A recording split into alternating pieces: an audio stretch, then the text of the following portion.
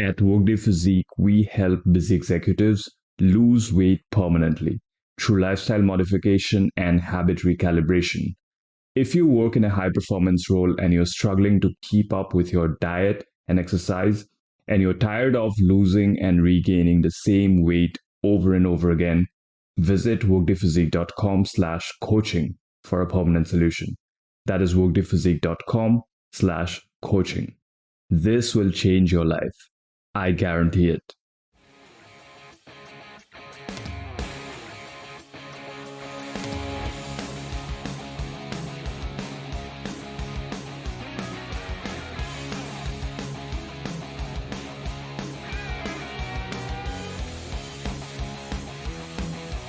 Ladies and gentlemen, welcome to another episode of Workday Physique.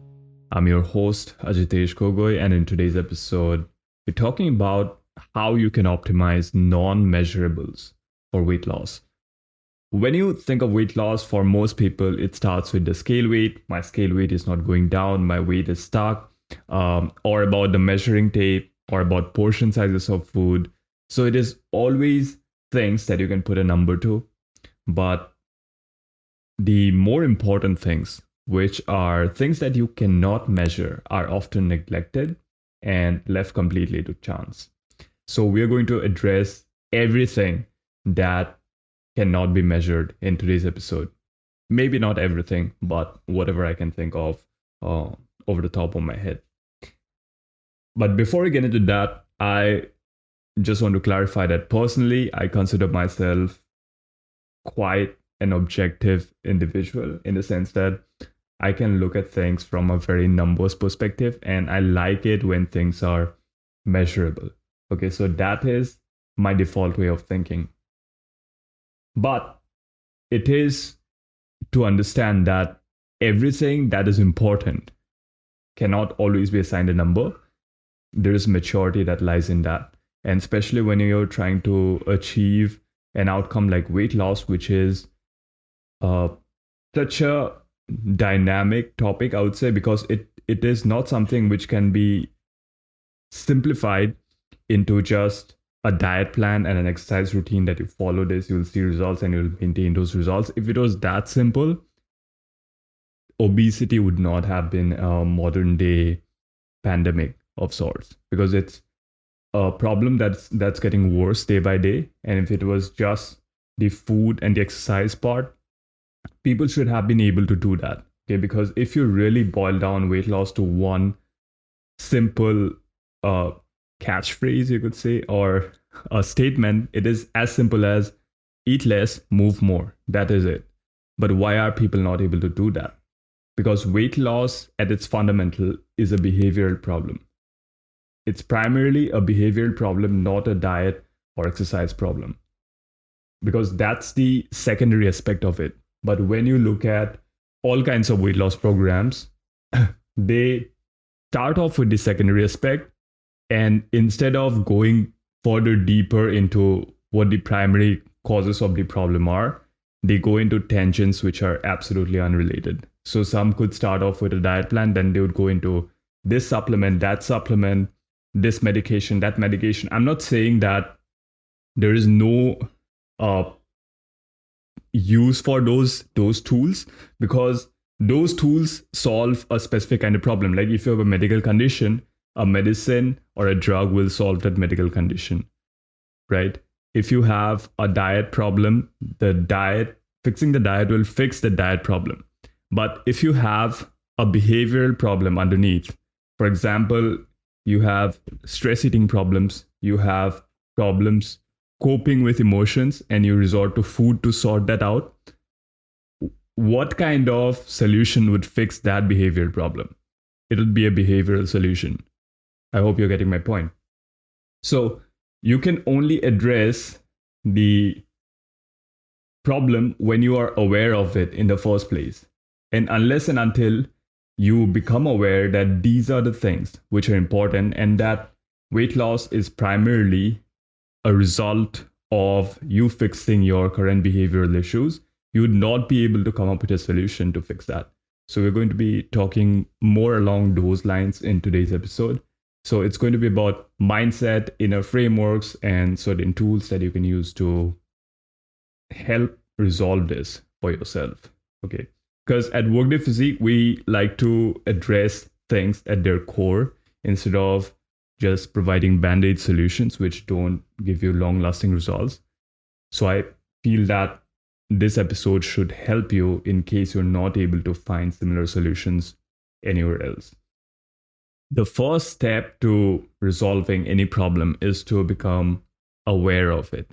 Because if you're not aware of the problem, you cannot create a solution for that. And if you're not aware of something and you're trying to solve it, then you're just shooting blind. This is what also happens in case of people who are trying to fix their weight loss issues, but they don't know what is actually causing their weight gain problem in the first place. So they're trying everything instead of actually addressing the issue at its core. They're trying different diets, they're trying different fasting regimes, different supplementation protocols, and nothing seems to work because none of that is actually addressing the core cause of their problem. But to give a more general perspective, we are very good at looking at other people's problems and spotting them and providing solutions. You might have noticed that people who maybe a friend of yours who have been going through relationship trouble for a while, they would come to you for advice because you're good at stuff like that. And you'd be able to look at their problem from this third person perspective, objectively look at it, and provide them a solution that um, hopefully would help them out, right? But if you were in that same situation yourself, it becomes very hard for you to step out of it, look at your own situation from a third party perspective, and take your own advice. This is a skill that very few people have. So, awareness of a problem is essential in order to address it. This is what happens when you go to a doctor and then they figure out all your vitals, then they do all their different tests and they figure out like what could be the cause, and then they give you a solution in the form of medication. Similarly, when it comes to your actual weight gain problem, you need to be able to spot that what is actually causing this issue to happen. Is it a medical issue? Then you need to go to a doctor. If it's not a medical issue, then it is usually a behavioral issue. That is, you have unhealthy eating behaviors, unhealthy exercise behaviors. So, what are the things that are actually causing it? Then you take specific steps to fix that. And there are a couple of ways to go about it. Firstly, if you are a very objective individual, then this process would come naturally to you, that you would be able to self assess that these are the things that I'm not doing right. And these are the things that are holding me back. And these are the solutions I need to implement. If you have any doubt in the process, you'd be able to go seek out a person or seek out a resource that can help you out and be able to implement those solutions. So in that case, it should not be a problem for you. But most people are not like that. For most people, this is not a natural way of thinking. So here are two things that you can do. The first would be to use some kind of journaling technique. That means whenever you are going through uh, a situation where you have indulged in overeating behaviors, where you have, say, refused to stick to a workout schedule, where you have not been able to stay active throughout the day. So, all the things that you need to do to maintain a healthy body weight, um, which, like we talked about, eat less, move more. So, why are you not being able to eat less and move more? If you said that I would not snack between meals, if that was something that you wanted to stick to, but you were not able to, and you ended up snacking, during those instances when these slip ups happen, you need to have some kind of method to journal whatever you're experiencing at the moment. So, when you indulge in a snacking habit, when you indulge in some kind of uh, behavior which is not conducive to you achieving weight loss, you need to be able to write that down in the form of a journal entry, listing out in detail what you're experiencing at the moment, what is going on in your head, how you're feeling about the whole thing, and keep that as a record. And then the next day, when you're in a better state of mind, you need to go back to the journal entry and look at it from a third person perspective. So imagine like the journal as this friend who is coming to you for advice, and you are a different person now the next day because you're in a better state of mind. You'd be able to think with greater clarity and be able to provide a better solution to that problem. So it is becoming self aware. That's the first step. And because it's not a natural process for you, you'll put that experience that you're going through at that moment into paper or in the form of an audio recording or some kind of record that you can assess at a later time when you're in a better state of mind. If this proves to be challenging, that despite having a written account of your experience, the next day you're not able to look at that experience in an objective manner and come up with a working solution. Or even if you're able to come up with a working solution, you're not able to find a realistic way of implementing it or keeping yourself accountable. So if this still proves to be a challenge, then the next step would be to sign up for coaching with a service like that we provide. Because when you sign up for coaching with us, our focus is on getting you permanent weight loss results. And that can only happen if we fix the issues at the core. So if you're signing up for a weight loss program and all you get is a diet plan, an exercise regime, that is not really something that you should be investing in because all of these things are available for free on the internet. The root cause of your problems lie in the kind of behaviors you have around food and exercise. So if you think of it, you know people who get on all these fat diets, they lose a bunch of weight, but they gain it all back. That is because the diet did not resolve the core cause of the problem, which is probably something like stress eating, something like eating due to cope with um, emotions, to cope with work stress, to cope with life stress. And this cannot be resolved by just taking out food groups from your diet. So you really have to think of it from this perspective that what is the problem that you're trying to solve? Is it weight loss? Is it a food related intolerance? Is it some kind of health problem? Because all of these are different problems that require different solutions. So if it is just a weight problem, then it is most likely a behavioral issue. If it is a food intolerance related problem, then you would work on removing different food groups to see which is causing that intolerance. That is a different problem altogether. If you're trying to optimize for health markers, if you're trying to optimize some kind of health related problem, not optimize, resolve some kind of health related problem, then you'd approach it from that perspective. Because if you're trying to do all of them at once and mixing up the solutions, you're not going to get anywhere. You may achieve another outcome accidentally, but you would not be able to sustain that outcome long term. So, bottom line is that there can be overlap between problems and solutions, but if you want to resolve something in an effective manner for the long term, then you need to be very clear on what the problem is that you're trying to solve. Then find out the root cause for that problem and address it right there so that you can get a permanent result.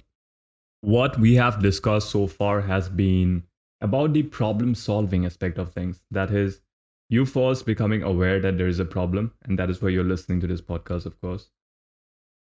It is time for a short break. If you're a repeat listener, pause and take a screenshot of this episode wherever you're listening right now and share it with your friends on social media. It will take you 30 seconds, but it could change the life of another human being looking for this very information. Thank you in advance. I really appreciate it. And now back to the episode. The second thing is you becoming aware of what that problem actually is. So, zeroing in on the problem, then zeroing in on the root cause of that problem, and coming up with an optimal solution that addresses that root cause. So, that is what we discussed so far. The next aspect is the actual implementation of the solution that you came up with. Because if you're not able to implement the solution consistently for a long period of time, you will not actually resolve the problem. Two things to consider here. Number one, incentives. Number two, friction. When it comes to all our actions, all of them are driven by some kind of incentive. At the very fundamental level, all human beings are driven by two incentives. Number one is food, number two is sex. So you're either doing something because it gets you access to resources, that is food, or you're doing it to attract a potential mate so that you can procreate. Now, to make these things more sophisticated and less animalistic, if you go to work, you're either incentivized by the monetary compensation that you get in the form of salary. It could be because you look forward to working with an organization that is working for a specific cause that you believe in. Or it could be because the work title brings you a certain degree of status in society. So it could be any of these things, it could be something else as well. So incentives are what drive human behavior. What incentive do you have at the moment to achieve your weight loss goals? That is the question you need to ask yourself. And that is not just it. When you come up with a solution to fix your behavior related issues, that is, oh, I have overeating tendencies and I want to fix that by taking XYZ action. So, what incentives do you have in place to take that XYZ action? That is what you need to take into consideration. Because if you don't have an incentive for it, it's going to make it difficult for you to actually carry that out. In order to get more clarity on how to figure out the incentives that you can put in place to achieve your weight loss related outcomes by making it easy for you to execute day to day actions, you need to go listen to episode number 33, which is about motivation and finding your why. Because if you don't have a solid why behind your actions, if you don't have a solid motivation, you don't know why you're doing certain things, it's very hard for you to sustain those actions long term. And what I mean by the reason why you're doing certain things, I don't mean the scientific explanation behind your diet protocol or your exercise regime. What I mean by why you're doing certain things is that what is the core motivation that is driving you for that behavior? What is incentivizing that behavior? Without being aware of that, it'll be an uphill battle for you to stick to your program. So go listen to episode number 33 and you'll have a pretty good idea on what you're trying to do, why you're trying to do that. Since we are talking about incentives, another thing that I wanted to bring up is that there are a lot of fitness challenges that happen which provide some kind of prize to the winners in the form of either a monetary prize or it could be some kind of electronic gadget, some kind of holiday ticket. It could be anything. But if your prime motive of getting in shape or doing a certain task which is related to your fitness, achieving a certain fitness target, if your prime motivation is driven by a monetary reward, a material reward, that is not a solid enough incentive to allow you to sustain the results long term. So if you do that, eventually when you get or do not get a reward when the challenge is over, you'll go back to your previous ways and you'll not sustain the results long term. So be very wary of partaking in challenges. It is totally fine if you're already on the path to achieving a fitness goal and you see this opportunity that you can sign up for the challenge and gain some additional benefit in your journey. That is totally fine if you're already aware of your motivations. But if you start your fitness journey or if you get into a program just because there is some kind of material or monetary reward at the end of it, that is not a great way to go about things. So just a word of caution. Now that we talked of incentives, let's talk of friction. When it comes to you going from not taking action to taking a certain action, whatever happens in between is where you can apply or remove friction. So when it comes to a lot of apps that are designed in the modern day, they seek to remove that friction from user experience. That is, when you're about to order some kind of food. Earlier, you would have to pick up the phone, call the restaurant, ask for what is available, then place an order. But now it is so much easier because you have an app on your phone.